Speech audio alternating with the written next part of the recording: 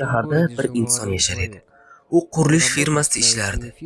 Uning u yerdagi lavozimi ishchilarga har xil maoshlarni tarqatish edi. Lekin u ularning maoshlaridan o'g'irlab qolardi, ya'ni to'g'ridan-to'g'ri o'g'irlar edi. Bu ishi noto'g'ri ekanligini bilardi. Lekin u bu ishini yomon emas derdi.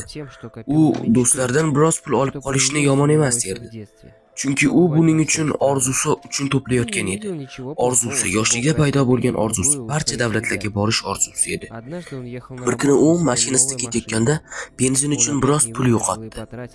Lekin bu unchalik ham yomon emasdi. Lekin mashina yangi olingan edi. Bir kun u probkada qolib ketdi. Probkada qolib asabiylashayotgan payt eshigi oldiga bir tilanchiga o'xshash inson keldi. U asta-sekin keldi va eshikni taqillatdi. Ya'ni oynani taqillatdi. U uning qo'llari juda kir ekanligini va u tezroq ketishni xohlar edi. U kir qo'llari bilan mashinasiga tegmasligini xohlar edi va asta-sekin eshikni ochdi. Qariya uni ismi bilan chaqirdi va u boshqa gaplarni aytdi. So'ramadi, aksincha, u o'zi barcha pullarni bera olishini aytdi. Unga bir istalgan tilak tilashi mumkin ekanligini aytdi. U esa bunga javoban biroz kuldi. Axir bu kulgili edi-da. U hayron bo'ldi va uni shu yerni o'ziga haydamoqchi bo'ldi. Lekin birdan kutilmagan holat yuz berdi.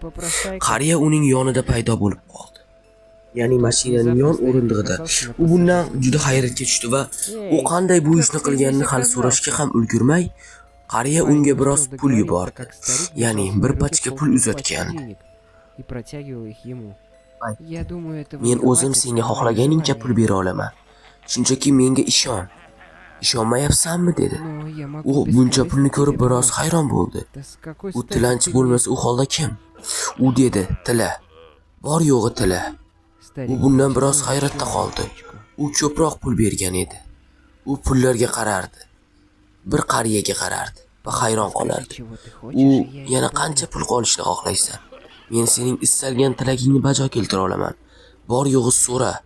Faqatgina so'ra dedi. U unga yana biroz ko'proq pul berardi. U aytdi, barcha davlatlarda bo'lishni xohlayman, keyinchi. U esa bajarildi dedi va yondan gugurt qutisini olib chaqdi va g'oyib bo'lib qoldi. Shundan so'ng g'alati ishlar ro'y bera boshladi. Televizor yangiliklarida aytilishicha, dunyoning turli davlatlariga turli pochtalar yubormoqda. Unda esa bir erkakning g'alati tana a'zolari chiqib kelmoqda edi. Bu g'alati edi. Bolaning orzusi amalga oshgandi. 250 ta pochta, 250 ta davlat, 250 ta tana a'zolari.